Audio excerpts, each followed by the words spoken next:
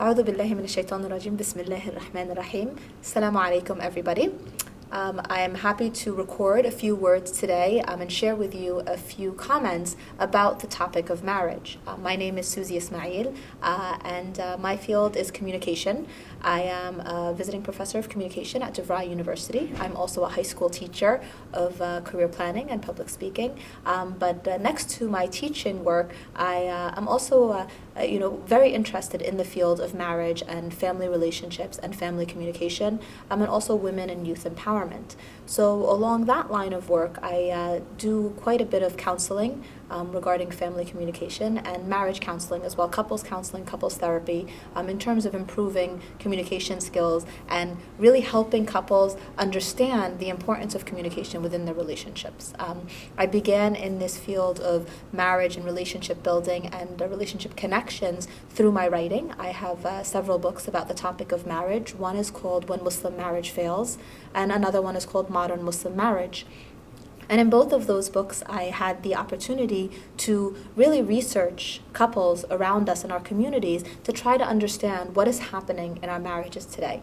Because we are definitely facing a marriage crisis in the Muslim American community and, of course, in the community at large. But my focus was mostly on what was happening around us in the Muslim American community.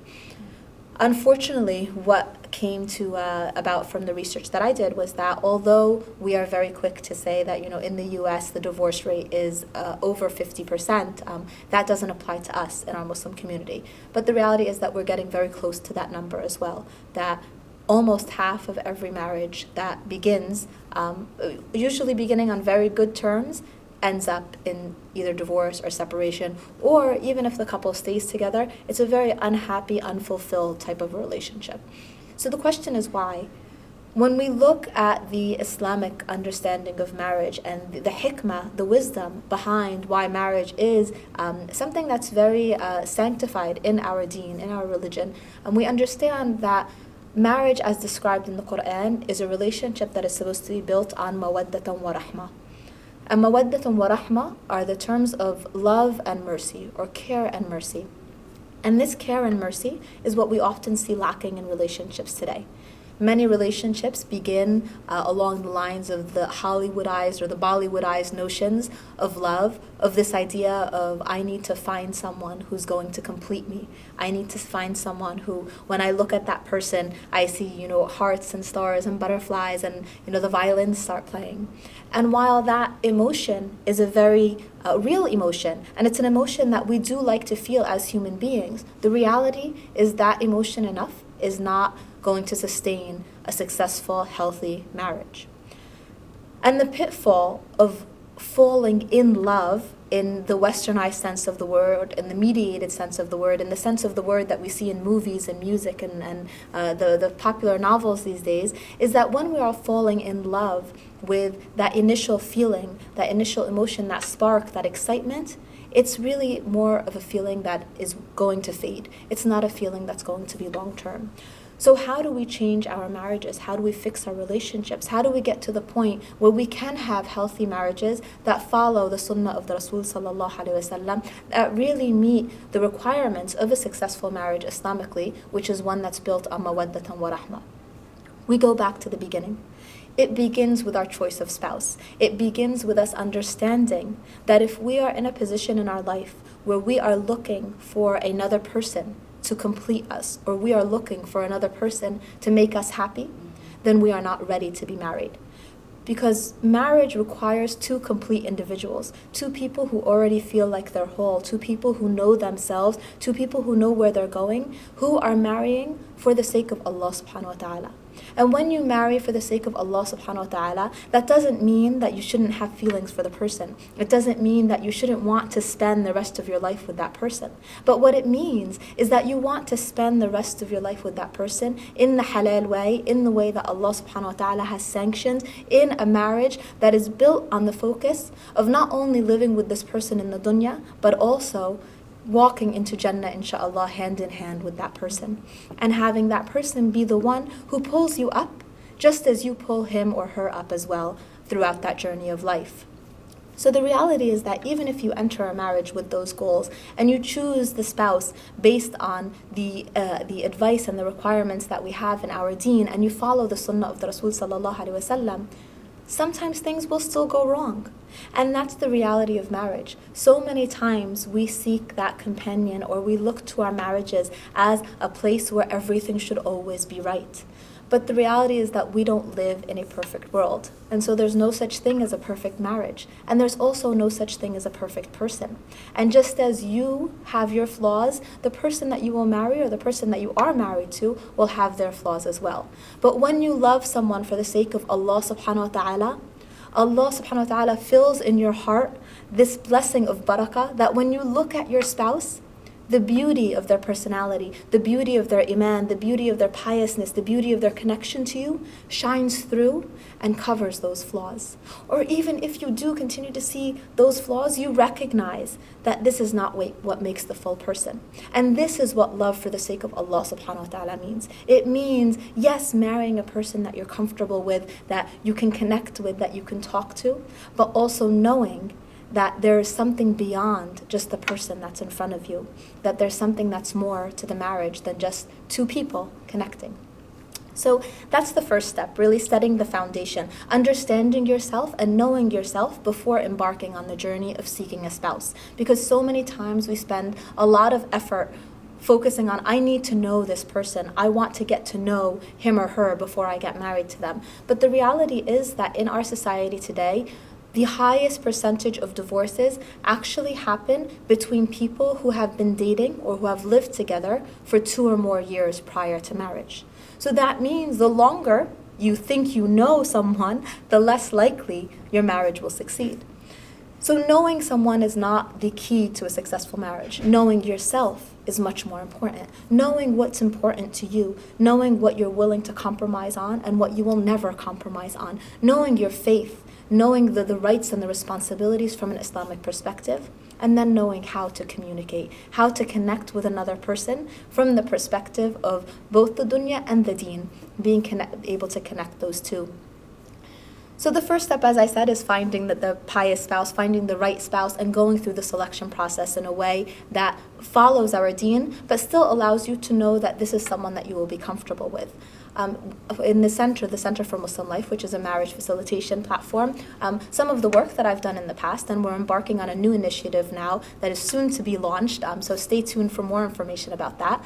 But what we've done is we've tried to create a community, a sense or a feeling of community where people can meet other people in a very halal, socially active, heavily moderated type of a setting. So whether we're going bowling as a community, or going kayaking, or taking a trip to the museum, or things of that sort, all of the individuals who come to the Center for Muslim Life interested in marriage first take a course, an educational course about marriage, which talks about communication, it talks about the rights and responsibilities from an Islamic perspective, and then after that we enter into the community aspect of it, which is just getting people to a place where they can meet others without that forced sense of having a matrimonial dinner, or having something akin to the halal speed dating that we see these days, but creating avenues and opportunities for people to meet people.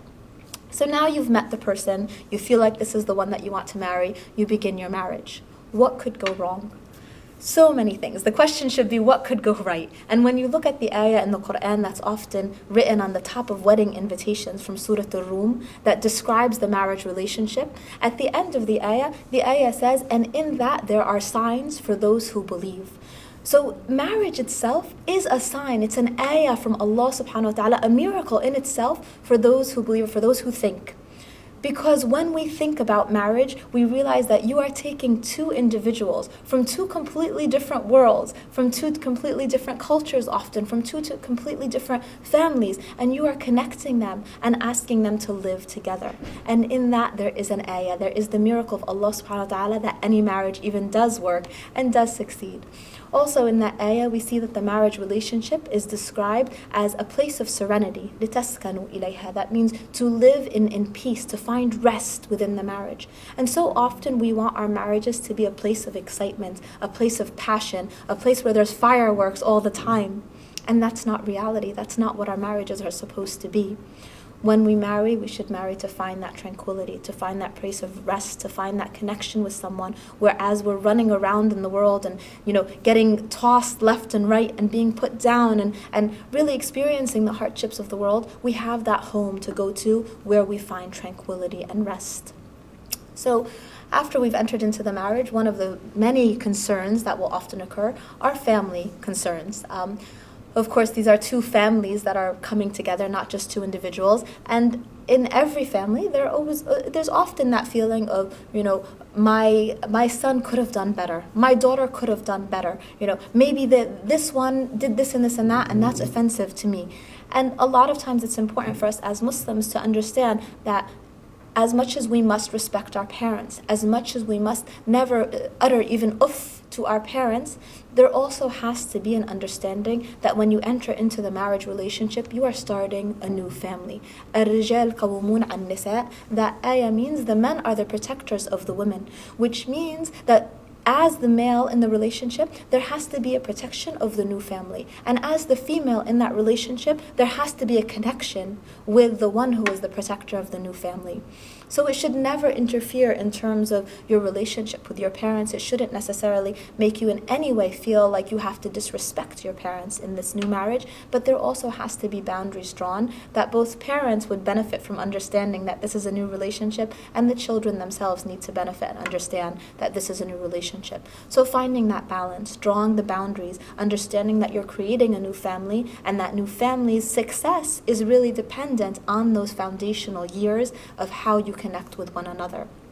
The next problem that we often see in the couples counseling that we carry out has to do, unfortunately, with something that's very rampant in our society today, but that we don't talk about quite enough, and that is the problem of infidelity. So today we live in a society where communication has become very accessible, yet unfortunately we see couples communicating less and less with one another and more with others.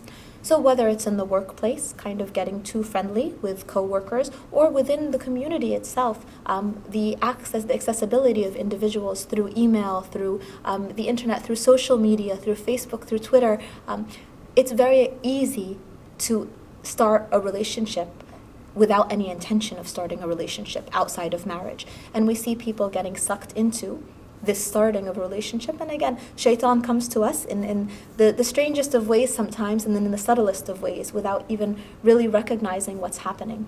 And unfortunately, this open communication with people outside of marriage today has led to a lot of difficulties within our marriages. Another difficulty that we are seeing quite a lot of actually has to do with rida, a lack of contentment, a lack of being satisfied with what Allah subhanahu wa ta'ala has written for you. And this can manifest itself in many different ways. One way that we often see is an issue of finances. We live right now in very difficult economic times where people are losing their jobs, where people are struggling to make ends meet, where interest is sky high and people are finding themselves in debt, whether it's from their student loans or from the lavish wedding that they threw, which could be a whole topic for another lecture. And with this economic downturn, people are struggling with their finances and not living within their means. And again, a lack of contentment, a lack of rida can cause the spouses to quickly point fingers and blame one another for their unhappiness or for their feeling of inadequacy. Another element that comes along with that feeling of inadequacy is often when a couple first gets married, they have grand plans for what their life is going to be like. So they plan out, after we get married, I'll start working in this company. After I work for 2 years, I'll go back and get this degree. After I get this degree, we're going to have our first baby. Then we're going to space our children out 2 years apart, and we'll have Ahmad and Muhammad and Amina and, the house with the white picket fence. And unfortunately, as much as we might plan, Allah subhanahu wa ta'ala, of course, and this is fortunately, Allah subhanahu wa ta'ala is the best of all planners. But the unfortunate part is that often we're not ready to recognize that as much as we may plan for our lives, it may not be written for us to have Ahmad and Muhammad and Amina. As much as we might plan, it might be written for us to have 6 children instead of the 2.2 that we initially thought we'd have. And again, that contentment has to come into play, that recognition that there is a sense of tawakkul involved in marriage, which is understanding that as much as you can commit to all of the actions that you are required to do, that you have to take the steps in life to strive, to commit to the sa'i or the striving of the difficulties in this dunya, there also has to be that sense that at the end, Allah subhanahu wa ta'ala is the best of all planners. And that is tawakkul. So along with that lack of rida, we've talked about a couple of problems so far. First, the problem of selection of spouse, of knowing yourself rather than trying to know somebody else. We've talked about issues of infidelity and a lack of communication with the spouse, yet instead communicating with others outside of the marriage and communicating in ways that may eventually lead to inappropriate types of relationships. We've talked about the lack of rida, the lack of contentment in terms of finances or in terms of children and rizq. And of course we know al-mal wal-bununa, that zinatul hayat ad-dunya, which is the children and our wealth, are the adornments of this dunya. And whether or not we are given these adornments, we have to consistently remind ourselves that this is from Allah subhanahu wa ta'ala. If something is withheld from us, it is good. And if something is given to us, it is good. And we must also always seek to strive to see that good in our relationships. And I think that really sums up the last of, and of course there's many, we could spend quite a bit of time talking about the marriage crisis and what's happening, but that sums up some of the bigger issues that we often see. In the end, I think everything is tied back to, in having that successful marriage relationship, it's always bringing it back to the source, the core. Why did you get married?